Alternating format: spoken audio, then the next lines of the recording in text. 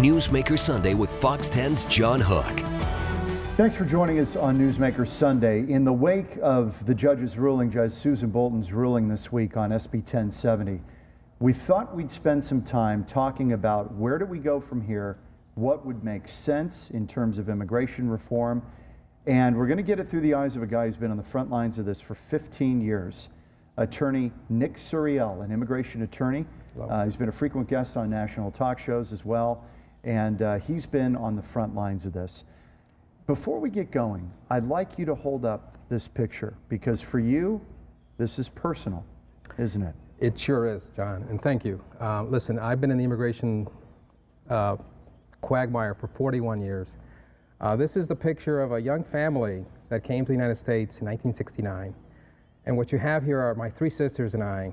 And had this immigration law been allowed to work its magic, all four of us would have been deported in 1974. My father died. My father's application died with him. And so what you have here is you have my one sister who's a doctor, another sister who's an engineer, master's engineer, another sister who's a master's in business administration, and then I'm the little guy. I've got a Juris Doctorate, I'm an attorney. So to me, immigration is very personal, and the people that I represent and the people that come to see me, I consider them family, because the dream and what they're after is what all immigrants have been after. And it really pains me to see how there are people shouting and hating each other so much over something that we should celebrate, you know, and that is the desire to come here, to work hard, to get ahead, to become part of the American dream, and that's what's happening. For the people who are watching right now and going, okay, here we go, another liberal guy, you know, trying to bend the rules on who comes here and why. What would you say to them about why we see this flood of illegal immigrants and why they don't, quote unquote, go through the process? Well, John, it's because this law, the Immigration and Nationality Act, is stingy, it is poorly written, it is poorly executed. I mean, think about it. Every year we allow 66,000 people to come here on an H-2B visa. 66,000 when the need is about, pick a number, 10, 20 million. We issue 65,000 visas to professionals when the need is significantly higher. There is no legal way of coming here. There's no legal way of staying here. I've brought some files. I mean, I can tell you story after story of people that want to do it the right way. They want to go through some process, and I tell them there is no process. There's nothing for us to do. And so, but I want to reach out to those people that are saying, you know, Senate Bill 1070, by golly, that's a good start. We should deport, we should do this, we should do that. I'm asking people to take it down a notch, for us to come together. We need to have civil discourse. We need to have a conversation, and we need to say, you know, the 70 to 80,000 kids that are graduating from high school that are fully vested in the United States, to deport them.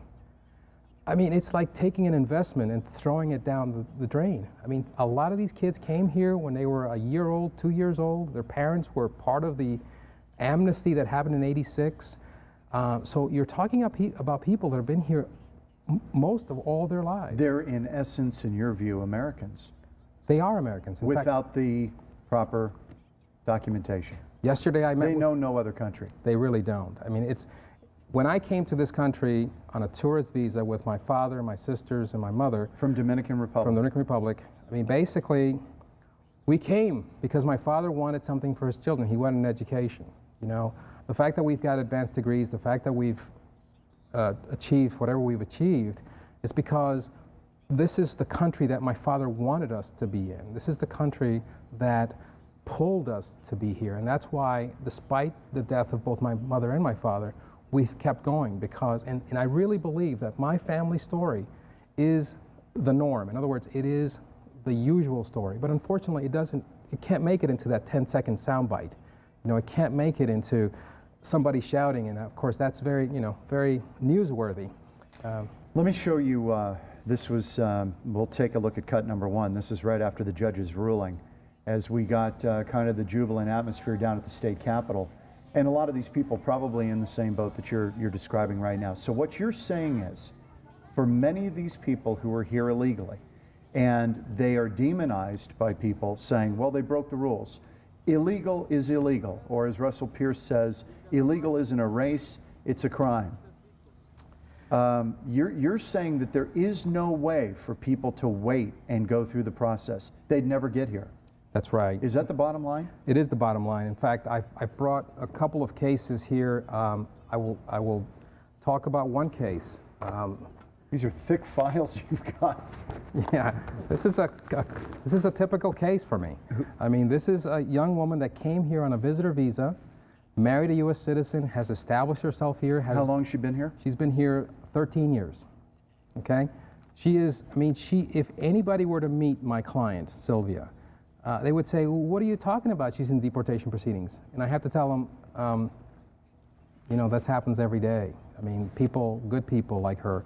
And the reason she's being deported, or attempting to be deported, is because she has to meet an exceptional and extremely unusual hardship standard. I mean, it is a very high standard to meet, and only 4,000 people get granted out of about 85,000. So marrying an American did not simply do it, because we hear all the time, you marry an American, you're set. That's one of the biggest myths there are.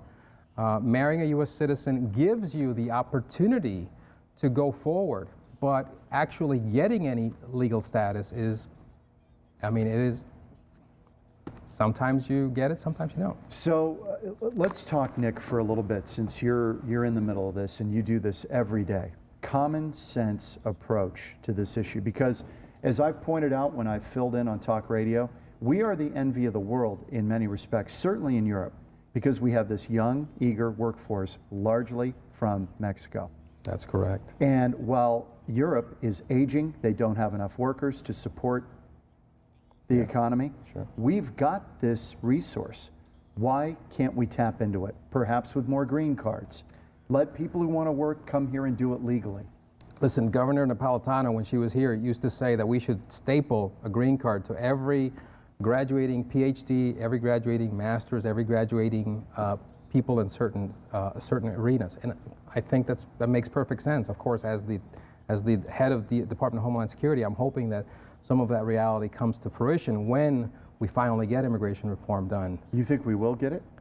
I am estimating that sometime after the midterms, sometime in the year 2011, some form of legislation will be introduced. And I think that by April of 2012, sometime between April to November of 2012, we'll get some kind of legislation. How would you react to somebody who would say, okay, if you do it the right way, you can come here, but you cannot cut in line ahead of somebody from, I don't know, Vietnam, another place that's not geographically advantageous, because when you're right on the border, you have certain advantages to be able to just come in. Sure. That somebody in Vietnam would not have that option.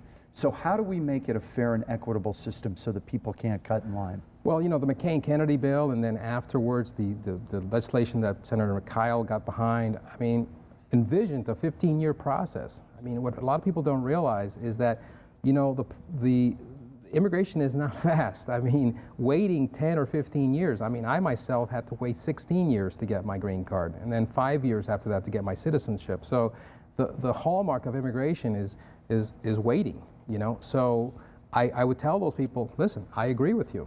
Anybody who's here, who passes a rigorous background check, who speaks English, who will pay taxes. Speaking English would have to be part of it. I think so. Why? Because I think you have to reach out to the people that are saying, what the heck is going on in my country? I have to press 1 for English, 2 for Spanish. There are people that are viscerally upset with this invasion that they call, and when I understand that, because there are a lot of Spanish speakers who have to claim ownership to this country, and I think English is an important component to that. Is this immigration that we're seeing from Mexico, we have heard it's unprecedented in history of the United States. Is that true? No. Or was the immigration from Ireland, from Germany, Sure. from Europe even greater? It's even greater. I mean, basically, in terms of proportion to population. proportion of population, It was as high as about 16% back up until 1924. 16%? Yeah, it's been high. I mean, it's not nearly as high as it is now. Okay, so when you look at the 1830s and the 1840s, when you had the Know Nothing Party, whose whole platform was, let's keep those Irish Catholics out of the United States because they're going to ruin this country. You know, that was a reaction there. When we had the Italians, the Poles, all these people, and remember, WOP, W-O-P stood for without papers. There's a WOP, okay? Now we say illegal alien. And, you know, it's a demonization of people. Anytime you demonize, you separate, you know?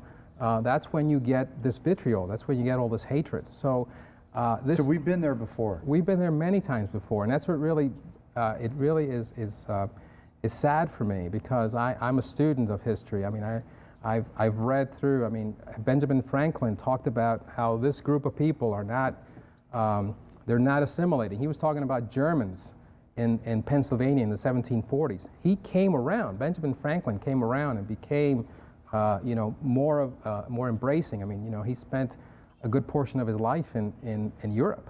And so there were pockets, just as we have in this community, where if you go into that pocket in a neighborhood or a part of the city, you're only hearing Spanish. Well, yeah. We've been there before. There would have been pockets in Pennsylvania where people are speaking German and people feel threatened.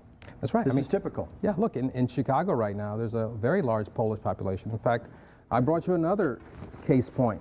This is a Polish family who came here and had investor visas. And they went to the wrong person who filed the wrong piece of paper.